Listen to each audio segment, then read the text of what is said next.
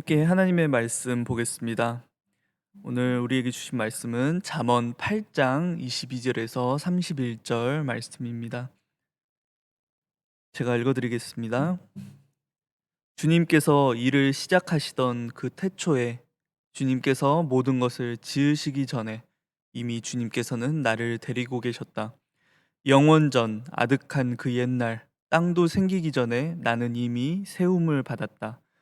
아직 깊은 바다가 생기기 전에, 물이 가득한 샘이 생기기 전에 나는 이미 태어났다. 아직 산의 기초가 생기기 전에, 언덕이 생기기 전에 나는 이미 태어났다. 주님께서 아직 땅도 들도 만들지 않으시고 세상의 첫 흙덩이도 만들지 않으신 때이다. 주님께서 하늘을 제자리에 두시며 깊은 바다 둘레에 경계선을 그으실 때에도 내가 거기에 있었다. 주님께서 구름 떠도는 창공을 저 위에 높이 달아매시고 깊은 샘물을 솟구치게 하셨을 때 바다의 경계를 정하시고 물이 구분의 명을 거스르지 못하게 하시고 땅의 기초를 세우셨을 때 나는 그분 곁에서 창조의 명공이 되어 날마다 그분을 즐겁게 하여 드리고 나 또한 그분 앞에서 늘 기뻐하였다. 그분이 지으신 땅을 즐거워하며 그분이 지으신 사람들을 내 기쁨으로 삼았다. 우리 22절 말씀을 다시 한번 읽어보겠습니다. 우리 22절 말씀 여러분들 있는 자리에서 여러분들의 목소리로 함께 읽겠습니다. 시작.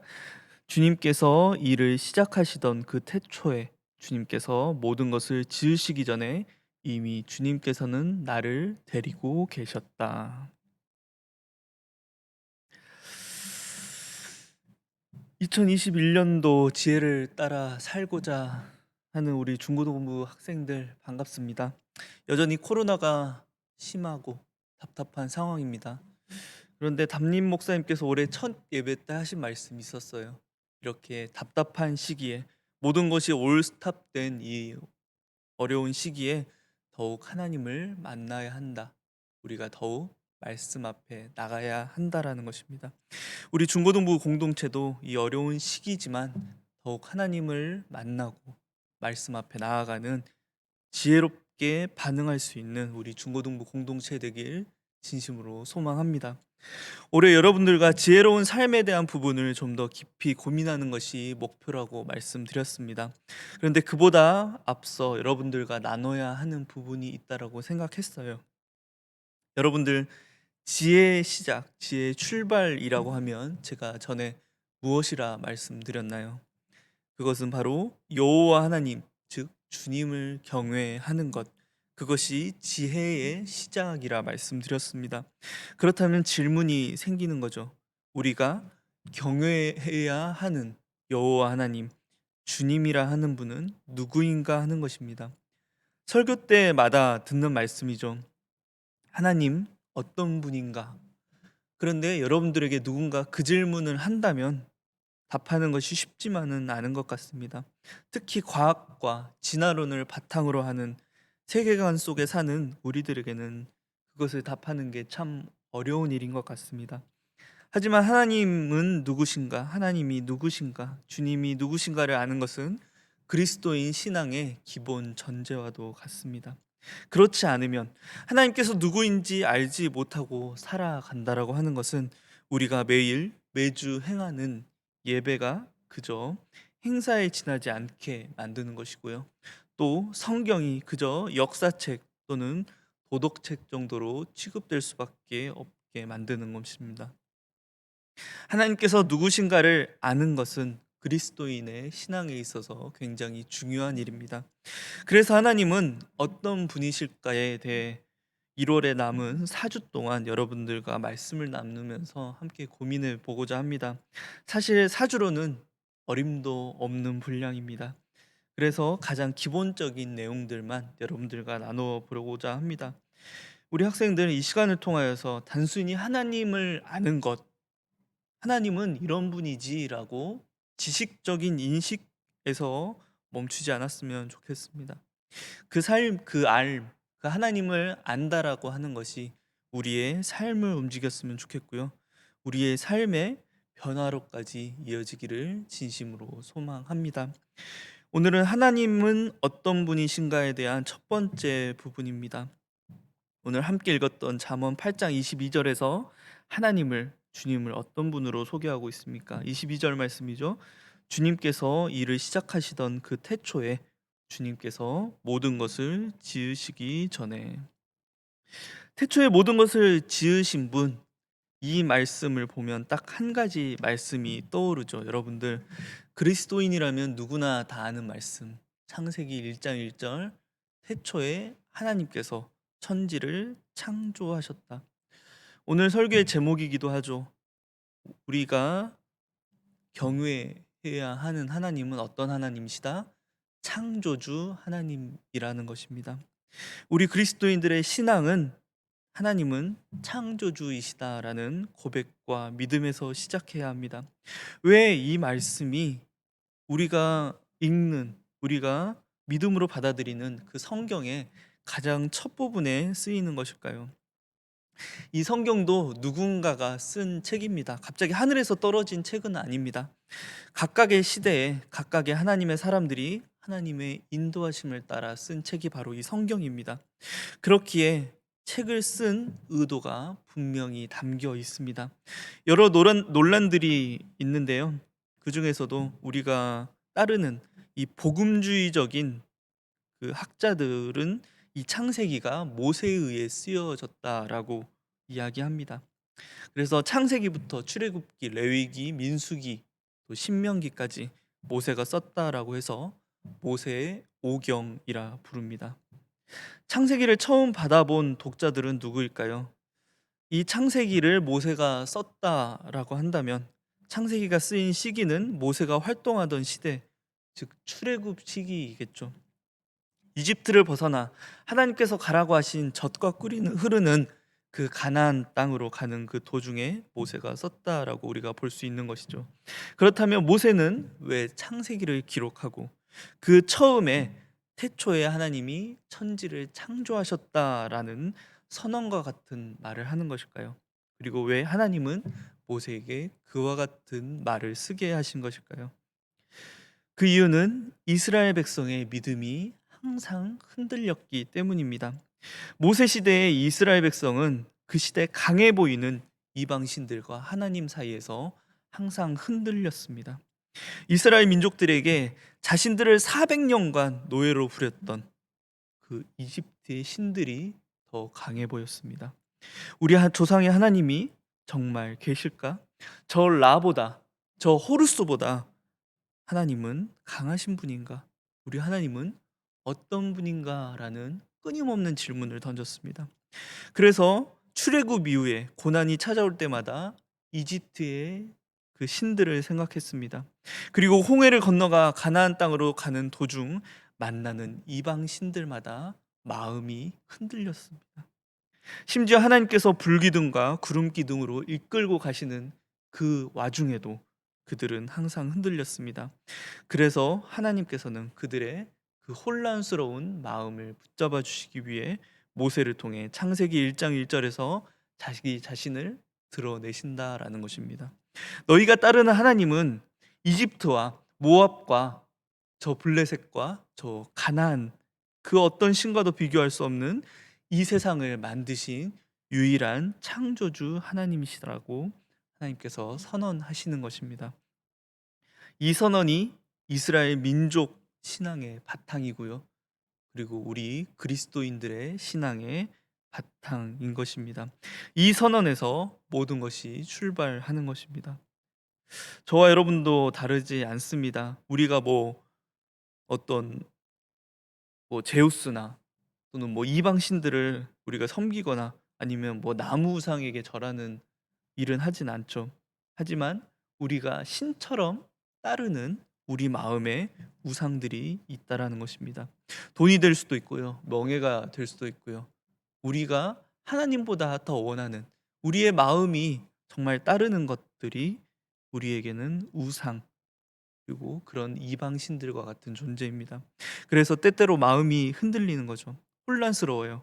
하나님, 정말 이 세상 가운데 이 세상을 살아가는 하다 보니 '하나님 정말 계실까?'라는 의문이 들기 시작합니다. 과학적인 세계관에 사는 우리는 증명하는 것을 참 좋아합니다. 그래서 하나님의 존재도 증명해야 하는데 하나님은 증명하실 수 있는 분이 아니죠. 그래서 믿지 않습니다. 하나님은 증명의 대상이 아니라 믿음의 대상입니다. 히브리서 11장 3절을 통해 히브리서 기자는 고백합니다. 믿음으로 우리는 세상이 하나님의 말씀으로 지어졌다라는 것을 깨닫습니다. 하나님께서 이 세상을 창조하셨다라는 것을 여러분들 믿으시기 바랍니다. 그리고 그 믿음이 우리의 신앙뿐 아니라 삶을 움직이는 원동력이 되어야 합니다. 많은 신앙인들이 삶 가운데 하나님의 창조주 되심을 고백합니다. 그런데 그들의 상황들을 한번 들여다보시기 바랍니다. 대부분 고난이고 어려운 상황입니다. 우리가 전에 살펴보았던 전도서도 그랬고요. 오늘 제가 잠시 말씀드렸던 이 히브리서에서 히브리서 기자가 이 고백을 하는 배경도 세상으로부터 박해를 받는 고난의 상황이라는 것입니다. 그런데 창조주 하나님을 믿는 믿음이, 그 신앙이 고난을 이겨내는 힘이 되는 것입니다. 또한 창조주 하나님에 대한 우리 삶의 올바른 반응을 오늘 말씀 가운데 우리가 잘 배울 수 있습니다. 오늘 말씀 가운데 나라고 지칭되는 존재가 등장합니다. 그 존재는 바로 지혜입니다. 오늘 이 잠언의 기자는 지혜라는 개념을 의인화해서 우리에게 소개하고 있습니다. 그러니까 의인화라고 하는 것은 어떤 물건이나 어떤 개념, 어떤 사물을 사람처럼 소개하는 거죠. 오늘 소개되는 지혜가 무슨 역할을 하고 있죠? 23절 말씀입니다.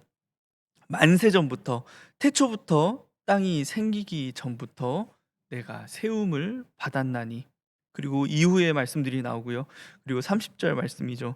나는 그분 곁에서 창조의 명공이 되어 날마다 그분을 즐겁게 하여 드리고 나 또한 그분 앞에서 늘 기뻐하였다.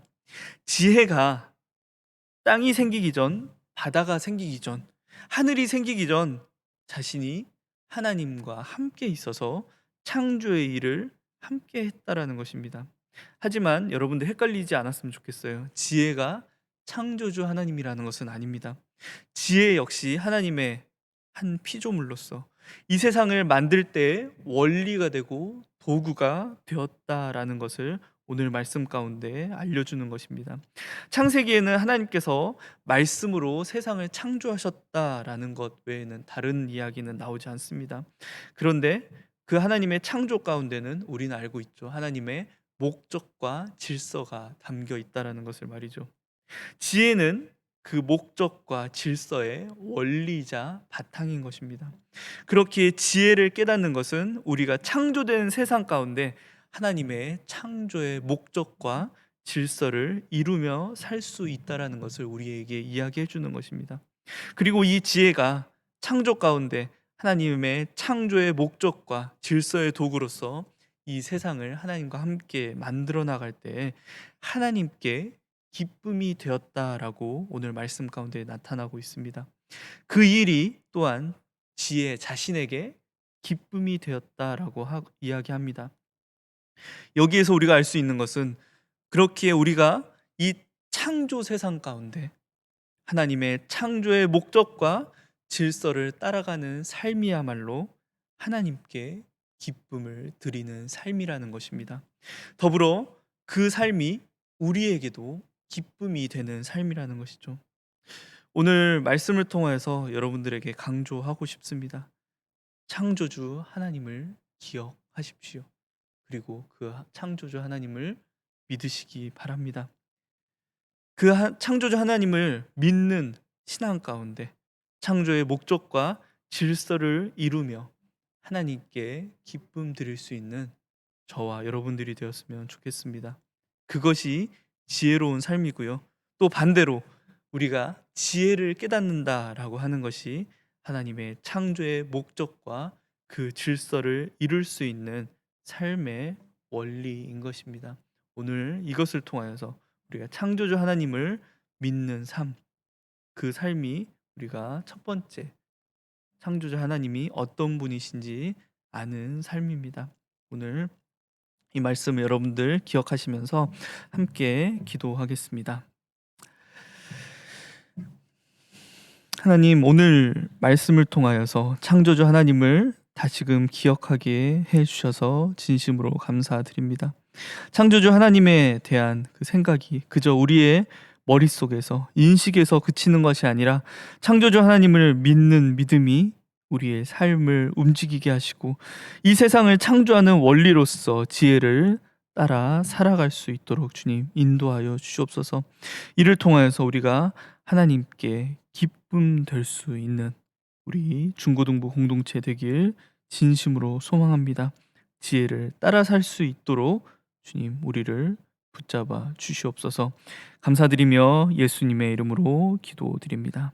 아멘. 주기도문으로 예배를 마치겠습니다. 하늘에 계신 우리 아버지여, 이름이 거룩히 여김을 받으시오며 나라가 임하시오며 뜻이 하늘에서 이루어진 것 같이 땅에서도 이루어지이다. 오늘 우리에게 일용할 양식을 주시옵고 우리가 우리에게 죄 지은 자를 사하여 준 것 같이 우리 죄를 사하여 주시옵고 우리를 시험에 들게 하지 마시옵고 다만 악에서 구하시옵소서. 나라와 권세와 영광이 아버지께 영원히 있사옵나이다. 아멘.